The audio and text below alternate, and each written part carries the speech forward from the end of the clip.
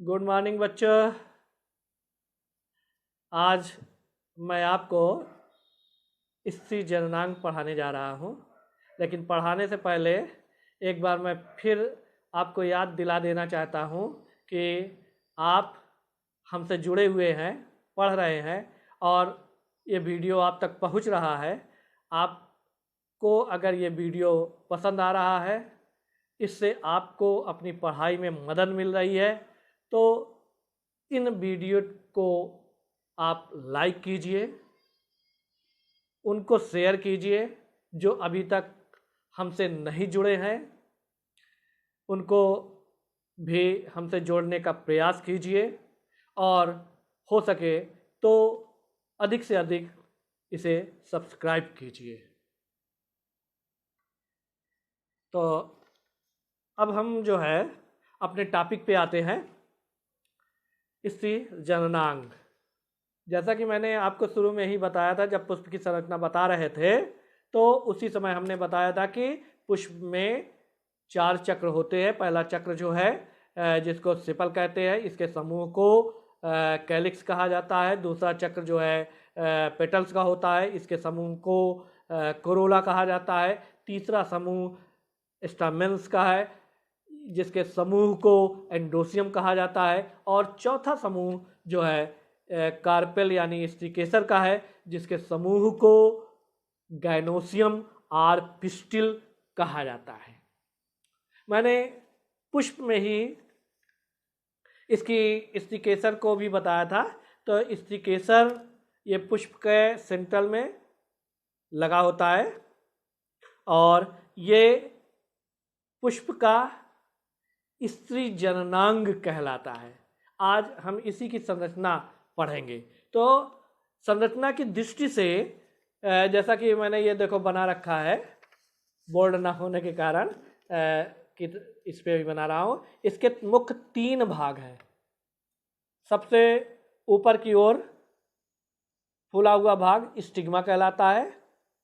फिर इसके जो बीच का भाग होता है इसको स्टाइल कहते हैं। और सबसे नीचे का फूला हुआ भाग अंडाशय या ओवरी कहलाता है। स्टाइल स्टिग्मा और अंडाशय को जोड़ने का कार्य करते हैं।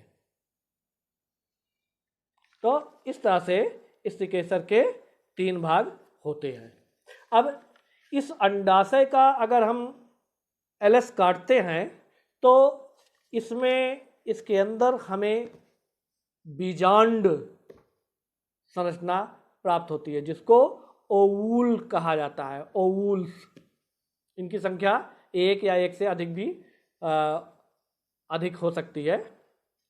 तो ओवूल्स, ये निषेचन के बाद ये ओवूल्स ही बीज में परिवर्तित होता है। तो अब हम यहाँ पे ओवूल्स की संरचना यानी बीजांड की संरचना का अध्ययन करते हैं। तो ये यहाँ पर देखिए स्थित है और इसको मैंने यहाँ पर विस्तृत रूप में बना दिया है।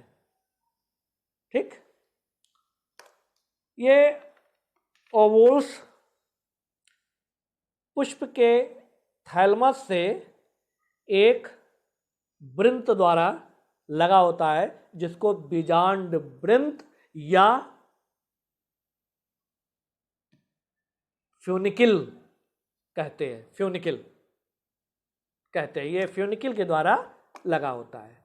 ये बीजांड का मुख्य भाग है और ये फ्यूनिकिल जो है बीजांड के मुख्य भाग से जहाँ लगा होता है वो भाग हीलम कहलाता है। हीलम ये यहाँ पे ये स्थित होता है। फिर ये बीजांड जो है पूरा का पूरा पेरेन्काइमेटस ऊतक का बना होता है। उस पेरेन्काइमेटस ऊतक को न्यूसीलस या निभाग कहा जाता है। न्यूसीलस या निभाग कहा जाता है। ये निभाग बाहर की तरफ दोहरे आवरण से घिरा होता है। प्रायः जो है अधिकांश पुष्पों के बीजांड में निभाग या न्यूसिलस दोहरे आवरण से घिरा होता है। बाहरी आवरण को आउटर इंटीगुमेंट और भीतरी आवरण को इनर इंटीगुमेंट कहा जाता है। तो ये अधिकांश में 2 स्तर का आवरण होता है। बीजांड के ऊपरी हिस्से में माने पीछे भाग में, यहां पर आवरण जहां से निकलता है उस भाग को चलेजा कहा जाता है। उस भाग को चलेजा कहते हैं। और इसके अग्रभाग में जहां पे अध्यावरण अधूरा होता है वहां एक छोटा सा छिद्र बन जाता है। उस छिद्र को देखो माइक्रोपाइल या बीजांड द्वार कहा जाता है, बीजांड द्वार कहते हैं। तो अभी जैसे मैंने बताया कि प्रायः ये दोहरी आवरण से घिरा होता है, लेकिन किसी किसी में ये केवल एक ही आवरण पाया जाता है, जैसे कंपोजिटिकुल में, सूरजमुखी, गेंदा आदि में। और इसी तरह से कुछ पौधों के पुष्प में जो बीजांड पाए जाते हैं उस बीजांड में आवरण नहीं पाया जाता, यानी कि आवरण रहित होता है। तो आवरण के आधार पे भी इस तरह से बीजांड 3 प्रकार के हो गए: बाइटेगमिक, यूनिटेगमिक और एटेगमिक। बाइटेगमिक, यूनिटेगमिक, एटेगमिक माने 2 स्तरीय आवरण, 1 स्तरीय आवरण और आवरण रहित। इस आधार पे 3 भाग हो गए। अब इस न्यूसिलस में ही इसके मध्य भाग में एक थैला जैसी संरचना पाई जाती है।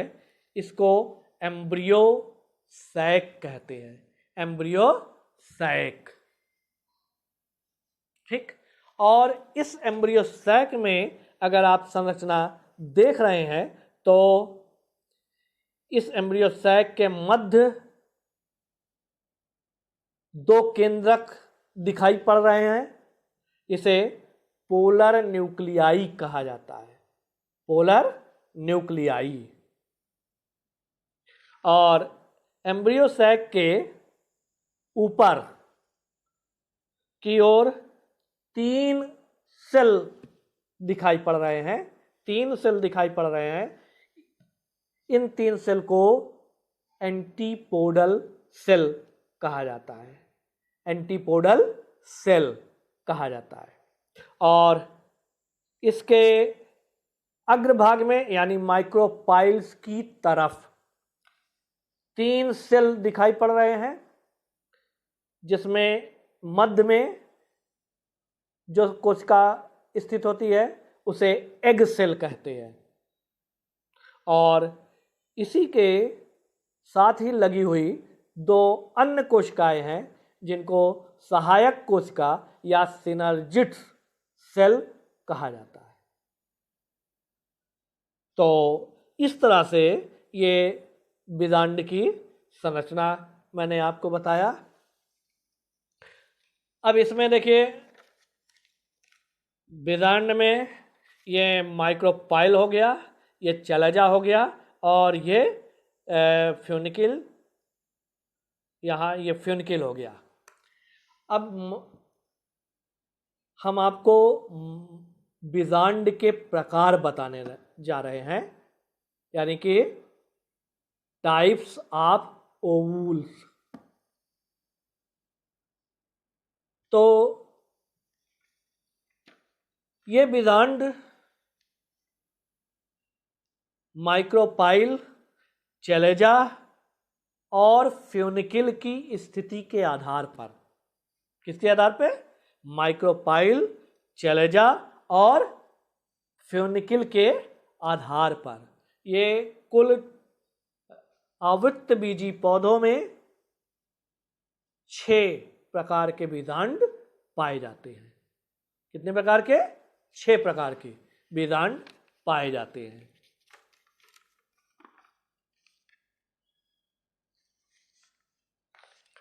ये 6 प्रकार के बीजांड, जिसमें पहला जो प्रारंभिक स्तर का बीजांड कहा जाता है, आर्थोट्रॉपस टाइप का कहलाता है। आर्थोट्रॉपस टाइप का बीजांड। और इसमें जो है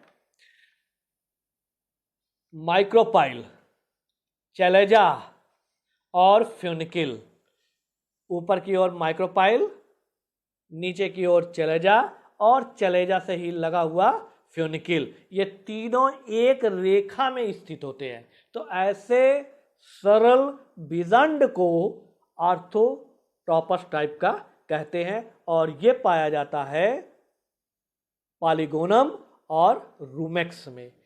पॉलीगोनम और रूमेक्स में सबसे सरल टाइप का बीजांड पाया जाता है।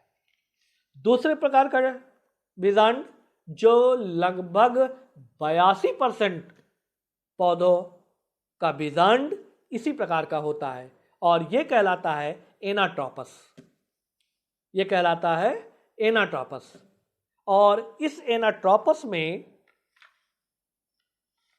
बीजांड वृद्धि करके इसका माइक्रोपाइल नीचे की तरफ आ जाता है और चैलेजा ऊपर की तरफ आ जाता है और इसका जो बीजांड वृंत है यानी फ्यूनिकिल, वो माइक्रोपाइल के समीप हीलम से जुड़ा होता है। एक तरह से हम कहें कि इसको उल्टा बीजांड कहते हैं। ठीक है, तो नीचे की तरफ माइक्रोपाइल, ऊपर की ओर चैलेजा और माइक्रोपाइल के समीप से ही फ्यूनिकिल जुड़ा होता है। यह कहलाता है एनाट्रोपस टाइप का बीजांड। तीसरे प्रकार का बीजांड में बीजांड ऐसे क्षैतिज हो जाता है। क्षैतिज में एक तरफ इसका माइक्रोपाइल स्थित होता है, दूसरी तरफ इसका चैलेजा स्थित होता है और इसके मध्य भाग, अधर मध्य भाग से फ्यूनिकिल लगा होता है। ये फ्यूनिकिल, ये चैलेजा और ये माइक्रोपाइल, चैलेजा और फ्यूनिकिल। ये कहलाता है हेमीट्रोपस टाइप का बीजांड। हेमीट्रोपस टाइप का बीजांड और ये पाया जाता है रैननकुलस पौधों में। रैननकुलस पौधों के पुष्प में जो बीजांड पाए जाते हैं वो हेमीट्रोपस टाइप का बीजांड ही पाया जाता है। हाँ, फिर चौथे प्रकार का कैम्पाइलोट्रापस। चौथे प्रकार का जो बीजांड है वो कैम्पाइलोट्रापस टाइप का बीजांड और इसमें हेमीट्रोपस की अपेक्षा इसका माइक्रोपाइल वृद्धि करके थोड़ा सा नीचे आ जाता है, जिसके कारण चैलेजा और माइक्रोपाइल एक सीधी रेखा पर स्थित नहीं होते और इसके मध्य से वही फ्यूनिकिल जुड़ा रहता है। तो ये कहलाता है कैम्पाइलोट्रापस और ये पाया जाता है कीनोपोडिएसी एंड कैपेरिडेसी में। कीनोपोडिएसी एंड कैपेरिडेसी फैमिली के पुष्पों में पाया जाता है। पांचवें प्रकार का बीजांड एम्फीट्रोपस कहलाता है। पांचवें प्रकार का बीजांड एम्फीट्रोपस कहलाता है और इस प्रकार के बीजांड में फ्यूनिकिल का अत्यधिक वृद्धि हो जाती है, बीजांड का अत्यधिक वृद्धि हो जाती है, और वृद्धि हो जाने के कारण माइक्रोपाइल नीचे की तरफ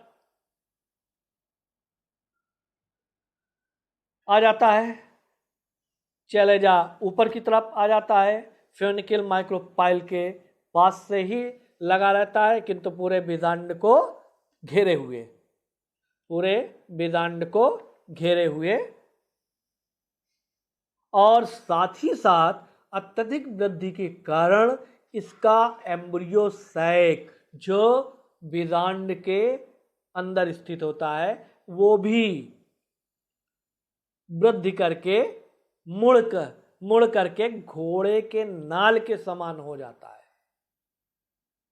तो ये कहलाता है एम्फीटोपस टाइप का बीजांड, और ये पाया जाता है संतरा, नींबू, नारंगी आदि के पौधों के पुष्प का बीजांड इसी प्रकार का होता है।